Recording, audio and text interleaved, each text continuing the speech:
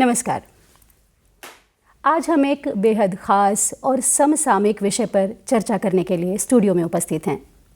आज का हमारा विषय है राष्ट्रीय विकास और महिला सशक्तिकरण। दर्शकों, किसी भी देश का विकास वहाँ के आर्थिक विकास नहीं बल्कि वहाँ के लोगों की भागीदारी पर निर्भर करता है। और जब बात आती है एक महिला की, तो उसका सशक्त होना उसके स्वयं के लिए ही नहीं बल्कि उस राष्ट्र की दशा और दिशा दोनों को प्रभावित करता है। आज इसी विषय पर चर्चा के लिए हमारे साथ स्टूडियो में उपस्थित हैं बनारस हिंदू विश्वविद्यालय के पत्रकारिता और जनसंप्रेषण विभाग के आचार्य बाला लखेंद्र सर। सर नमस्कार। नमस्कार। आपका बहुत बहुत स्वागत है सर हमारे स्टूडियो में। बहुत बहुत धन्यवाद। सर, सबसे पहले तो हमें ये बताइए कि राष्ट्रीय विकास और महिला सशक्तिकरण एक दूसरे के पूरक कैसे हैं? देखिए, जब हम राष्ट्रीय विकास की बात करते हैं किसी भी राष्ट्र के लिए, वहाँ की जो जनता है, वहाँ के जो लोग हैं, चाहे वो स्त्री हो या पुरुष हो, राष्ट्र समाज से बनता है जी। समाज परिवार से बनता है। और अगर परिवार को आप देखें तो परिवार में निश्चित रूप से पुरुष और स्त्री एक रथ के या एक वाहन के दो पहिए हैं। अगर दोनों ही पहिया समृद्ध नहीं होगा, सशक्त नहीं होगा, और तब अब यात्रा पूरी नहीं कर पाते। बिल्कुल। तो ये बहुत आवश्यक है कि किसी भी राष्ट्र के विकास के लिए वहाँ की जो महिलाएं हैं, जो मातृशक्ति है, जो बहनें हैं, जो बेटियां हैं, उनका सशक्त होना, उनका समृद्ध होना बहुत ही आवश्यक है। राष्ट्रीय विकास को जब हम देखते हैं तो एक संकल्पना हमारे सामने आता है। अगर आप भारत की बात करें, भारत का जो राष्ट्रीय विकास है, जब हम स्वतंत्र हुए 15 अगस्त 1947 को जी। उस समय हमारे सामने जो लक्ष्य था, हमारे सामने जो दिशाएं थी, हमारे सामने जो चुनौतियां थी, उसको समृद्ध करने के लिए, उसके समस्या के समाधान के लिए हमने स्त्री को और पुरुषों को दोनों को साथ में लिया और फिर हमने ये यात्रा शुरू की। और आज़ादी के इतने वर्ष बाद यदि आप भारत को देखेंगे तो भारत का जिस गति से विकास हुआ है, जिस तरीके से विकास हुआ है, उसे हम एक निश्चित रूप से राष्ट्रीय विकास के रूप में देखते हैं। सर, आपके हिसाब से महिला को सशक्त कैसे कर सकते हैं हम? क्या किया जाए इसके लिए? देखिए, महिला सशक्तिकरण की जब बात आती है तो कुछ महत्वपूर्ण चीज़ें हैं, जैसे समान अधिकार जी, समान अवसर जी, उनके अपने जीवन में निर्भरता, वो अपने जीवन में जो निर्णय लेने की क्षमता जी, उसके अलावा जो एक सत्ता में जो उनकी भागीदारी है, समाज में जो उसकी भागीदारी है, परिवार में जो उनकी भागीदारी है, ये सुनिश्चित करना। जी। जब महिला सशक्तिकरण वर्ष पूरे भारतवर्ष में मनाया गया और दुनिया भर में मनाया गया, अंतर्राष्ट्रीय सशक्तिकरण, महिला सशक्तिकरण, तो एक प्रश्न अक्सर लोग कहते थे कि महिला सशक्तिकरण माने महिला को सशक्त आप किस रूप में देखते हैं? जी जी। तो जैसा कि हमने कहा कि यदि महिला को समान अधिकार है, जैसे आज़ादी के मिलने के तुरंत बाद जब हमारा संविधान लागू हुआ, हमने महिलाओं को समान अधिकार दिया, वोटिंग का अधिकार जी, जो कि अमेरिका जैसे देशों में बहुत बाद में मिला उनको। अच्छा। तो ये समान अधिकार, अवसर की समानता, अवसर यदि हमें नौकरी करने की आवश्यकता है तो वो बेटियों को भी उतना ही मौका मिलना चाहिए जितना बेटे को मिलना चाहिए। बिल्कुल सर। जो शिक्षा का अवसर है, शिक्षा की समानता है। इसके बाद जो उनको जीवन जीने की जो समानता है, नौकरी करने की समानता है, अगर वो व्यवसाय कर रही हैं उसकी जो समानता है, अगर ये है किसी भी समाज में, किसी भी राष्ट्र में, तो हम समझते हैं कि वहाँ की महिलाएं सशक्त हो रही हैं, वहाँ की महिलाएं समृद्ध हो रही हैं और उनका सीधा सीधा संबंध राष्ट्रीय विकास से है। क्योंकि जब महिलाएं समृद्ध होंगी, सशक्त होंगी, परिवार समृद्ध होगा, परिवार सशक्त होगा, समाज समृद्ध होगा और फिर राष्ट्र समृद्ध होगा। तो ये जैसा कि आपने आरंभ में ही कहा कि ये दोनों एक दूसरे के पूरक हैं, राष्ट्रीय विकास और महिला सशक्तिकरण। महिला सशक्त होगी, राष्ट्र का विकास होगा। तो ये दोनों बातें हमें समझने की आवश्यकता है। जी सर, जैसा कि हम देखते हैं कि 90 के दशक के बाद से भागीदारी तो बढ़ी है, लेकिन कहीं ना कहीं अभी भी कुछ क्षेत्र ऐसे हैं जहां पे महिलाओं की भागीदारी थोड़ा कम दिखती है। ऐसा क्यों है? जैसे कि आपने कहा 90 के दशक से, तो हम 90 के दशक के पहले आपको हम पूरे आरंभ में ले चले। हमने शुरू में ही बात की भारतीय स्वतंत्रता की। जब भारत स्वतंत्र हुआ था 15 अगस्त 1947 को, तो हमारे देश में साक्षरता जैसे कि आपने कहा, तो किसी भी महिला की समृद्धि के लिए, उनके संवर्धन के लिए, उनके सशक्तिकरण के लिए शिक्षा का एक महत्वपूर्ण, साक्षर होना, सिर्फ साक्षर ही नहीं, शिक्षा के क्षेत्र में उनको आगे आने की आवश्यकता है। अगर उस समय लिटरेसी रेट की बात करें, साक्षरता दर की बात करें, तो उस समय भारतवर्ष में जो साक्षरता दर सामान्य रूप से पूरे स्त्री पुरुष को मिला के लगभग 12% के करीब, लेकिन महिलाओं का साक्षरता दर बहुत कम था।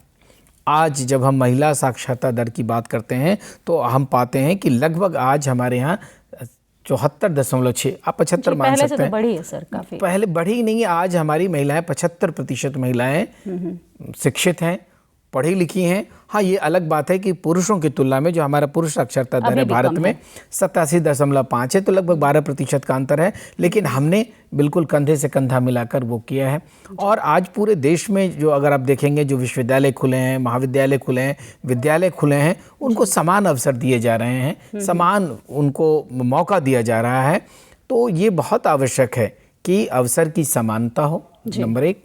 जॉब में जो नौकरियां हैं उसमें उनको समानता मिले, जो हमारे जुडिशियरी है जो उसमें समानता मिले, जो हमारा एडमिनिस्ट्रेशन है, प्रशासन है, उसमें समानता मिले। अभी जैसा कि आपने कहा कि 90 के दशक से बहुत सारी चीज़ें बदली हैं। निश्चित रूप से अगर आप देखें, भारतीय प्रशासनिक सेवा जो एक महत्वपूर्ण हमारे यहाँ एक संवर्ग है, वहाँ पर बेटियाँ बहुत बड़ी संख्या में आ रही हैं। अभी जो टॉप 25 है उसमें से बेटियों की संख्या लगातार बढ़ रही है। तो हमारी बेटियां समृद्ध हो रही हैं, सशक्त हो रही हैं, महिलाएं समृद्ध हो रही हैं, सशक्त हो रही हैं, जिससे निश्चित रूप से जो राष्ट्रीय विकास का दर है, हम जो राष्ट्रीय विकास की गति है वो बढ़ी है और उसमें महिलाओं की भूमिका महत्वपूर्ण रही है। सर, आपको लगता है कि इसमें किसी भी तरह का, जैसे अभी हमारा एक अधिनियम पारित नहीं हुआ, तो ऐसी कोई आवश्यकता है? नहीं, एक तो पहले बता दूं कि अधिनियम को लेकर जो कन्फ्यूज़न है, महिला सशक्तिकरण के नाते जब ये संसद में बात उठी 33% आरक्षण देने की, तो वो तो दे दिया गया है जी। अभी जो कन्फ्यूज़न हो रहा है लोगों में, आपको लगता है कि उसकी आवश्यकता है अभी भी? नहीं, आवश्यकता तो है ही। देखिए, जैसा कि हमने कहा कि शिक्षा के क्षेत्र में हम आगे बढ़े हैं, प्रशासनिक क्षेत्र में हमारी बेटियां आगे बढ़ी हैं, आईएएस बन रही हैं, लेकिन अभी भी आईपीएस बहुत कम महिलाएं हैं जी। बेटियां आईपीएस नहीं है। जुडिशरी में यदि देखें, जुडिशरी में महिलाओं की संख्या बहुत कम है। अगर आप सुप्रीम कोर्ट की बात करें, हाई कोर्ट की बात करें, या फिर आप जो स्टेट में हमारे जो जिला सत्र की बात करें, आप देखिए पूरे भारतवर्ष में बेटियों की संख्या बहुत कम है, हमारी बेटियां नहीं है। तो निश्चित रूप से उनको प्रमोट करना है, उनको आगे लाना है, तभी हमारी बेटियां जुडिशरी में आएंगी। रही बात, जैसे कि आपने कहा कि पार्लियामेंट में जो आप 33% आरक्षण की बात कर रही हैं, वो आवश्यकता इसलिए है कि आज भी वो जो महिलाएं जिनको कि मेन स्ट्रीम में आ जाना चाहिए था, संसद भवन में आ जाना चाहिए। आज देखिए आज कितना है, आज 11 से 12% है। हमारी जो महिला सहभागिता सिर्फ 12% है। भारत सरकार ने एक बहुत महत्वपूर्ण घोषणा करके पंचायती राज की घोषणा हुई। पंचायती राज में महिलाओं को आरक्षित किया गया सीट, वो आगे आई, लेकिन आज भी वो महिलाएं स्वयं का निर्णय नहीं ले पाती हैं। और आप एक टर्म अभी बहुत पूरे देश में चल रहा है लगभग, खासतौर से उत्तर भारत और इस क्षेत्र में, प्रधानपति जी। ये क्यों हो रहा है? क्यों नहीं महिला अपने स्वयं के निर्णय ले रही हैं? क्योंकि शिक्षा नहीं है, शिक्षा की कमी है, और वो उनके अंदर वो कॉन्फिडेंस नहीं है, क्योंकि शिक्षा नहीं है, कॉन्फिडेंस नहीं है, इसीलिए वो। तो आत्मविश्वास बढ़ाने के लिए ही हम भारत सरकार ने बहुत सारी योजनाएं लागू की है, और उच्च शिक्षा के क्षेत्र में भी हमने बेटियों को मौका देने का काम किया। अभी अब देखिए, अगर आप देखेंगे उच्च शिक्षण संस्थानों में, तो जो हमारे उच्च शिक्षण संस्थान में जो महिला कुलपति हैं उनकी संख्या बहुत कम है। पूरे देश में लगभग 1000 से ज़्यादा विश्वविद्यालय हैं। 1000 से ज़्यादा विश्वविद्यालय होने के बावजूद वहाँ पे 11 से 12% महिलाएं ही आज कुलपति हैं। क्यों? क्योंकि उनकी जो शिक्षा है वो उस तरह से नहीं हुई, उनको उस तरह का मौका नहीं दिया गया, और जब तक आप मौका नहीं देंगे वो आगे नहीं बढ़ेंगे। अभी आप संसद की बात कर रही थी कि 33% आरक्षण क्यों आवश्यक है? वो इसलिए आवश्यक है, कम से कम इतने होने के बाद वो संसद पहुँचेंगी। बिल्कुल। हमने आपको एक प्रधानपति की बात भी की, तो प्रधानपतियों का एक जो दौर था से 1 दशक पहले की बात करें, तो वो चीज़ें अब बदल रही हैं। आज महिलाएं स्वयं निर्णय ले रही हैं, बहुत सारी परिवर्तन आप देखेंगे कि जो पहले हो रहा था अब चीज़ें बदल रही हैं। तो इसलिए अगर किसी भी राष्ट्र का विकास करना है तो वहाँ की बेटियों को, वहाँ की जो महिलाएं हैं उनको साक्षर करना होगा, उनको समृद्ध करना होगा, उनको सशक्त करना होगा। सर लेकिन अभी भी जो मैं देख पा रही हूँ कि हर घर में ये होता है कि अगर किसी को 1 या 2 बेटियां हो गई तो उनको लगता है कि उनका वंश आगे कैसे चलेगा। तो ये बिल्कुल आपका ये सही ऐसे में प्रश्न सर अगर लड़कियां हैं उनके घर में 1, 2 या 3 हो जाती हैं तो वो लड़के की चाह में एक तो और आगे चले जाते हैं, और नहीं जाते तो उनको ये लगता है कि शायद उनका वंश अब आगे नहीं जाएगा। ऐसे लोगों को मैं बताना चाहूँगा कि हमारे देश में बहुत सारे उदाहरण हैं जो पिछले दशक में कई ऐसी बेटियां हैं जिन्होंने अपने पिता को मुखाग्नि दी है जी। वो आती हैं। वो होता क्या था कि पहले जो हमारा सामाजिक ताना बाना था उसमें ये था कि मुखाग्नि देने के लिए लोगों को लगता था कि जब तक बेटा मुखाग्नि नहीं देगा हमें मुक्ति नहीं मिलेगी। लेकिन वो चीज़ें बदल रही है। आज बेटियां IAS बन रही है, IPS बन रही है, दुनिया भर के क्षेत्रों में आगे आ रही हैं और वो अपने पिता को मुखाग्नि भी देने के लिए आगे आ रही हैं। बहुत सारी आप स्टोरीज, बहुत सारी घटनाएं घटी हैं और उनके लेख प्रकाशित हुए हैं। मेरा ये कहना है कि चाहे बेटी हो या बेटा हो, अगर आप उनको शिक्षा देंगे।